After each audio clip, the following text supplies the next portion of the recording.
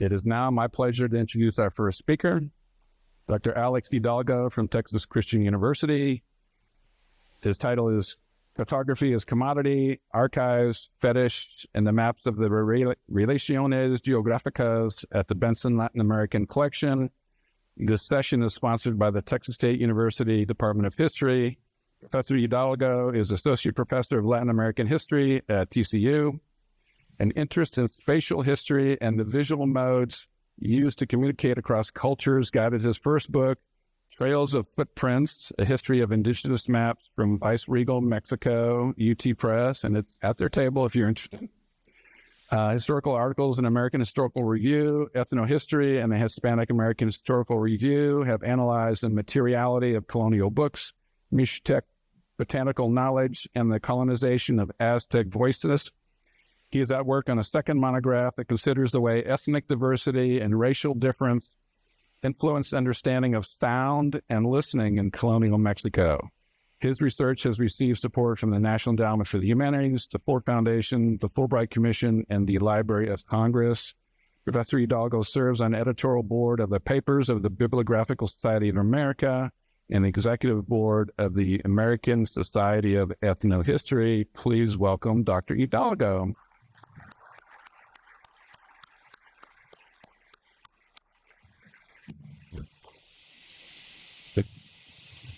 We're already 3 minutes ahead of schedule. So,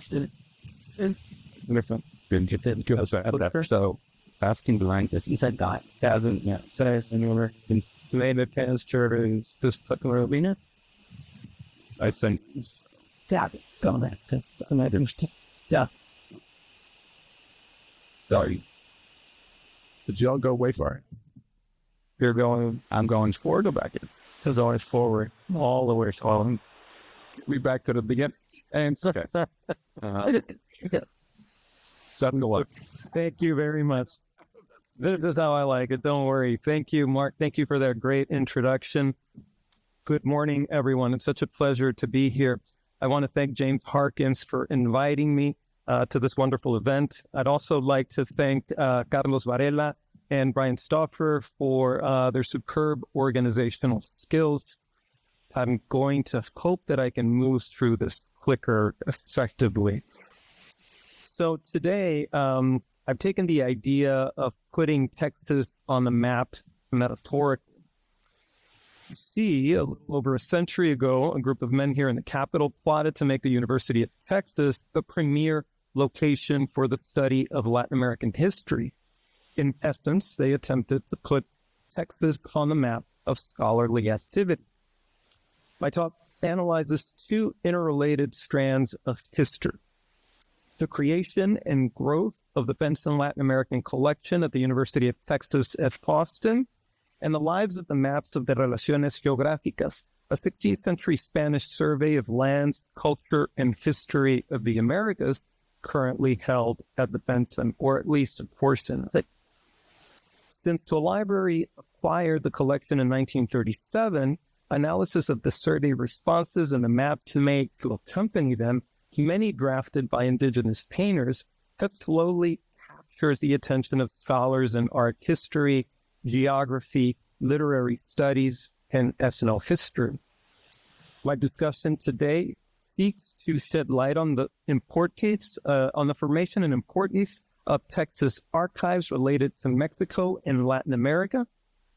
It also considers the way scholarly interests and intellectual shifts can reshape the use of original sources, converting some into highly coveted items. And I also seek to contextualize the role of indigenous maps in broader discussions of collecting, archiving, and use. I'm going to start by discussing historian Charles Hackett, a prominent scholar of Latin America and the Spanish borderlands, who was starting his career at UT at the beginning of the 20th century, when an invitation to attend the inauguration of Mexican President-elect Álvaro Obregón in Mexico City changed the course of his life and his academic career. Obregón, a revolutionary veteran who sought to attract investment and recognition from U.S. investors and authorities, invited a delegation from Texas that included 3 members of the university's Board of Regents, along with the historian Hackett. While in Mexico, the story goes, Hackett visited rare bookstores in Mexico City, where he stumbled onto an early edition of Bernal Díaz del Castillo, True History of the Conquest of New Spain, a first-hand account of the defeat of Aztec forces by Spaniards and their indigenous allies. During the trip, Hackett also learned of the collection of the recently deceased Genaro Garcia, a lawyer, teacher, and politician who served as director of the National Archaeology, History, and Ethnology Museum, the precursor to INA, the National Anthropology and History Museum. Garcia had collected aggressively during his lifetime, amassing a wealth of books, manuscripts, maps, and pamphlets about colonial and 19th century history. The rumor of the sale of the collection piqued his interest, so he arranged a meeting with Garcia's widow to find out more about the sale of the collection. Garcia's widow informed Hackett that José Vasconcelos, then the first Secretary of Public Education and the most recognized intellectual of the Revolutionary period, had expressed no interest in the well-known collection. In the face of adversity, Mrs. Garcia and her 10 children sought potential U.S. spies. After the meeting, Hackett reported his findings to the Texas delegation, encouraging the purchase of the Garcia collection. The delegation agreed to move forward and to attempt to acquire the collection. A month after their return to the U.S., a university librarian traveled to Mexico to inventory and appraise the records. In 1921, the University of Texas purchased Genaro Garcia's collection for the sum of $100,000 plus associated transportation costs. The purchase included 10,000 books, 2,000 newspapers and periodicals, 15,000 pamphlets, and 200,000 manuscript pages. The acquisition of the collection followed years of growth in the emerging field of Latin American history at UT Austin. In the late 19th and early 20th centuries, university faculty started to travel to archives in Mexico and Spain in search of documents related to the Southwest. By 1905, Herbert Bolton, the noted borderlands scholar, offered his first seminar on Latin American history at UT before moving on to the University of California at Berkeley in 1911. Hackett, a student of Bolton's, continued his mentor's tradition when he arrived at UT in 1918. Processing the Genaro Garcia collection required specialized knowledge. 5 years passed until administrators and associated faculty, including Hackett, recruited in 1926 a bright UT graduate named Carlos E. Castañeda, a native of the lower Rio Grande Valley and a historian of the borderlands himself. He was to take charge of the new Garcia collection. Castañeda produced an initial inventory of the massive collection within weeks of arriving at UT. A decade later, Castañeda helped negotiate the purchase of another important collection of books and documents that would have a deep impact on the research of colonial Mexico. The heirs of Joaquín García y Calvalceta, a 19th century historian, philologist, and bibliographer, were also eager to sell a smaller but equally rich assortment of bibliographical material, including 160 printed items, 49 of which were Mexican incunabula, 50,000 pages of manuscript material, including 18,000 pages of 16th century originals, and 400 bound volumes of newspapers, all dealing almost entirely with Mexicans.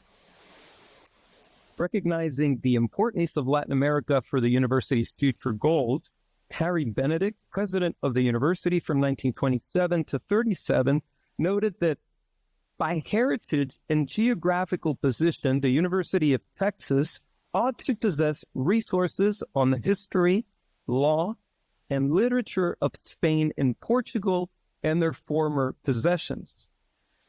For 3 centuries, Texas formed part of Spanish territory, and for more than a century, it has been the common meeting ground of Latin and Anglo-Saxon civilizations, were his words. Okay. Benedict was on his way to present an appeal to the Texas legislature to make an allocation for the Garcia y Casbalceta books and manuscripts when he suffered a fatal cerebral hemorrhage. Talk about dying for the cause. Among the items in Garcia y Casbalceta's collection were a series of reports, 41 in total, accompanied by 35 manuscripts and manuscript maps of various sizes. The records form part of the Relaciones Geográficas, the survey of land, culture, and history launched by Philip II in the second half of the 16th century. Allow me to provide a bit of context. The extent of King Philip's domains demanded detailed information about the New World's flora, fauna, geography, people, and history. With the appointment of Juan López de Velasco in 1571 as the cosmographer chronicle attached to the Council of the Indies, Spain's principal unit of government that administered American affairs, the king hoped for a complete atlas and history of the region. Experts in astronomy and geography, the cosmographers for the Council of the Indies, fulfilled an important role in the empire, defining coordinates for places and boundaries and projecting them onto navigational charts. To accomplish these tasks, López de Velasco first sent out an eclipse questionnaire in 1577 that sought to determine longitudinal measurements in order to map the various parts of the Hispanic world. The following year, he sent out a survey to the Indies that asked provincial bureaucrats to inquire about the history of the region before the arrival of Europeans, the types of plants and animals found, and the major geographical features. Known collectively as the Relaciones Geográficas, this effort mobilized regional bureaucrats, scribes, clerics, and translators who typically facilitated legal and commercial transactions across the Atlantic to collect the desired information for the crown. These types of projects relied on the bureaucratic structures that supported the administration of the empire, as well as the well-developed commercial networks that allowed transatlantic commerce to flourish. Instructions for the survey stated that in order to attend to their good government, it has seemed a proper thing to decree that a general description be made of the whole condition of our Indies, islands and their provinces, the most accurate and certain possible. Instructions called for the use of native informants, that is, persons knowledgeable of the things of the land, is how it was stated in the document, who could discuss the region's history, policies, and rituals. In addition, the questionnaire asked for the mapping of individual towns, coasts, and islands. Make a map of the layout of the town, if streets, plazas, and other features, noting the monasteries, as well as could be sketched easily on paper. It instructed respondents in items 10. Question 42 asked about the ports and landings along the coast and requested a map showing their shape and layout. And number 47 asked about islands close to the shore, instructing respondents to make a map if possible of their form and shape, showing their length, width, and lay of the land. The most compelling aspect of the completion of the survey of the Relaciones Geográficas project is that in an uncoordinated effort, authorities across New Spain tapped into a pool of indigenous parties. Astute, bilingual caciques, often dressed in European clothing, accustomed to dealing with Spanish scribes and officials. Luis Obregón, for instance, commissioned this map in 1580 from an indigenous painter in central Mexico when he prepared a report for the town of Epazoyuca. The striking landscape at the top of the map sits in contrast with the grid pattern introduced by Spaniards used in the laying out of towns. In nearby Acapistla, Juan Gutierrez also commissioned a map from an indigenous map maker. In this case, the painter highlighted the prominence of Acapistla by using a large church and placing it in the center of the map. Notice the size of the churches of all the other towns in much smaller fashion. Map makers drew from a rich vocabulary that blended elements of indigenous picture writing, Renaissance learning, and religious practice to give meaning to their maps. The application of pictorial devices used in Mesoamerican visual culture, the introduction of elements drawn from European history, the interpretation of 2- and 3-dimensionality, access to pictorial documents, and the use of new media such as rag paper all influenced the manner in which painters defined and portrayed spatial relationships in maps. At the individual level, each painter applied these elements to varying degrees in distinct ways that reflected their own personal choices, as well as their exposure to different forms of learning. The map of Teotihuacan, made in the southeast reaches of the Mixteca region in the southern Mexican state of Oaxaca, represents historical lineages of rulers connected to the distribution of towns. The painter displayed considerable skills rooted in Mesoamerican pictorial traditions. The use of ordered pairs, ascending from the bottom of the left-hand side of the map, accounted for generations of royal couples that made up Teotihuacan's political genealogy. The painter also utilized the AO calendar device used to identify dates, architectural ornamentation symbolic of political authority, accoutrements of power, including headdresses and clothing, and feet to indicate travel. Inside the map's globe on the right-hand side, let's see if I can go, there we go, I can go back.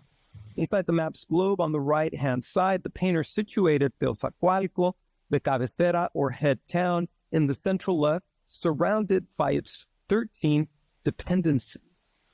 More than 40 place signs define the boundaries of this jurisdiction through the use of logographs, images that express words or ideas. In logographic writing, painters used mountains, cacti, water, trees, plants, temples, people, weaponry, and other elements to represent words that assigned meaning to geographical markers and towns. But what motivated officials to delegate the task of mapping to natives? The reasons reflect a series of choices derived from a reading of the instructions, an estimation of the work involved, knowledge of the region, and an official's network of relationships with royal officers, priests, and native intermediaries. Scribes and officials of Mediterranean notarial cultures had developed traditions of linguistic mapping during the later Middle Ages, but maps of towns and regions had not played a significant part in these practices. Not surprisingly, provincial bureaucrats in New Spain seldom attempted to map a region. More than disdain for visual images or lack of interest, most scribes, alcaldes mayores, and corregidores did not have the background or instruction to render spatial relationships visually. And while there is no doubt that Spaniards prized writing and the power of the written word, officials also recognized, sometimes reluctantly, the value of local expertise. The act of commissioning a map reflects an exchange based on the recognition of someone's ability to make pictorial representations that considered the region's geographical and political space.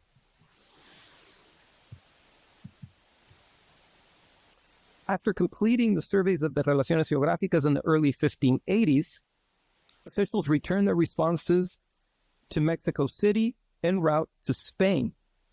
On November 21st, 1583, administrators at the Council of the Indies in Seville turned over to Juan López de Velasco, the person who had designed the survey in the first place, the recently 3 legajos or large bundles of relaciones and maps to inform the king's project.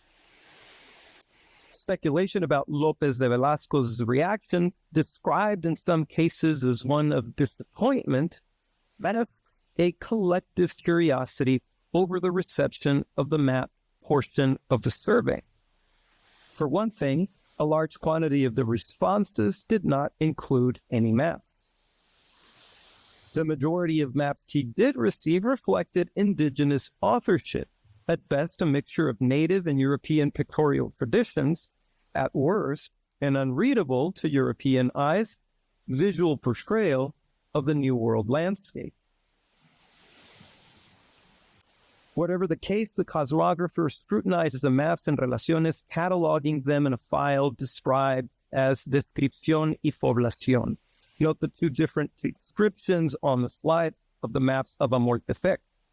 One indicates the area represented, and the second one specifies the name of the town where the map originated. A catalog number followed. In 1596, a new cosmographer, Andrés García Céspedes, reorganized the Descripción y Población file, his work noticeable via his signature in multiple annotations of regions, ethnic states, bishoprics, and towns on the margins of many of the responses. Later chroniclers, including Antonio de Herrera y Tordesillas and the jurist Antonio de León Pinelo, access material from the Relaciones Geográficas file for their own work on the Indies. Historians have typically described this considerable imperial project as an unsuccessful venture, despite the evidence of use and circulation of the materials produced for the project. Historian Howard Klein, for instance, observed that little or no administrative use was apparently made of them. With some few exceptions, they seemingly lay untouched in files until the late 18th century. Along similar lines, art historian Barbara Mundy has noted that when López de Velasco compiled the terse catalog of the texts and maps of the relaciones that had arrived to Spain by 1583, he must have been afflicted with an overriding sense of the project's fate. Admittedly, López de Velasco's desire to produce the most up-to-date atlas and chronicle of the Indies did not come to fruition. That, as Maria Portuondo suggests, the changing standards of cosmography during the 16th century allowed López de Velasco to think about the responses as an archive of individual first-hand accounts that could support the needs of the Council of the Indies when the need arose. The responses certainly exceeded any past efforts to measure New World resources. When the Relaciones arrived in UT in 1937, they weren't even on Castañeda's radar. He wrote a short reflection in 1940 about his encounter with the García y Casbaceta collection. Nothing can compare with the thrill experienced beholding in the space of 3 hours the Doctrina of Zumárraga, 1544, the Doctrina of Gante, 1553. He goes on to list all of these books tied to the missionary effort of early colonial sources. The next day, we saw an original letter of Cortez a memorial written in his own hand by Bartolomé de las Casas, the original manuscript of Mendieta, a part of the residency by Viceroy Antonio de Mendoza, etc., etc. No mention of the Relaciones or the maps themselves. Given Castañeda's interest in religion and Catholicism, it's not surprising that Relaciones did not really figure in his estimation of items of importance. In fact, it wasn't until the early 1970s when ethnohistorians in Mexico and the U.S. began to take stock of notarial sources and pictorial records made by indigenous people. The new social history of the 1960s opened the new way for scholars to ask questions about the role of marginalized groups, including the colonized. The University of Texas, true to its promise, served as the outlet for the groundbreaking Handbook of Middle American Indians, a multi-volume assessment of the history and culture of indigenous people of Mesoamerica. Authors dedicated several chapters to bibliographical analysis of the Relaciones Geográficas and other maps. Not only did they discuss the scope of the survey and the written responses, but the handbook provided a visual analysis of the maps as well as the catalog. But a quarter century would pass before we see the first dedicated study of the maps from the survey produced by indigenous artists. Barramundi's landmark, The Mapping of New Spain, published by the University of Chicago Press in 1996, brought these maps to the attention of new publicists. By then, the field of ethnohistory and the use of indigenous sources to write about the experiences of the colonized emerged from the cultural history popularized in the 1980s. James Lockhart's The Nahuas After the Conquest, published in 1992, set a new methodological standard described as the new philology on the use of indigenous language sources that inspired a generation of scholars to follow suit. Lundy's work also coincided with a spatial turn in the humanities that questioned the role of maps and their supposed transparency. Over the next 3 decades, a series of studies on indigenous cartography from Mexico have used or been inspired by the Relaciones Geográficas maps, but also by Mundy's analysis of this genre of pictorial records, including my own book published in 2019. To sum, rather than to conclude, I want to offer maybe a series of things to think of in recognition of this new popularity that I see with examining indigenous maps in particular, because this has also triggered a series of responses that I'm glad to expand during the Q&A. For one, the shift in research trends generated many new studies, but also higher usage of original sources in various physical conditions. The recognition of the rarity and importance of indigenous sources for the study of the early modern period elevated the value of these courses and made them more coveted items for individual and institutional collecting. And places such as the Archivo General de la Nación in Mexico City, the country's national archive, have inscribed indigenous maps similar to the ones produced for the Relaciones Geográficas in UNESCO's Patrimony of the World. But this recognition has also triggered archival responses, in this case, taking the maps out of circulation and developing a digital platform for their consultation. That is, we can no longer access those maps and look at them physically. We have to mediate our relationship through a digital screen. The rise of digital technology has greatly expanded our access to sources of all kinds, including maps. Among other things, it has allowed scholars and the public to have access to these rare sources. And while the Relaciones Geográficas maps stayed in the background for many years, they can now be considered among the most recognized cartographic collections in Texas and the U.S., especially for their genre. A description by one curator states that the collection is consistently a major attraction for visiting scholars. Although this does not necessarily mean more research on the subject, their constant use suggests that at some point in the not-too-distant future, we may no longer have access to these collections. Rather than standing up here and talking for a longer time, I thought I'd stop right there and then open up for any discussions that you might have. Thank you very much.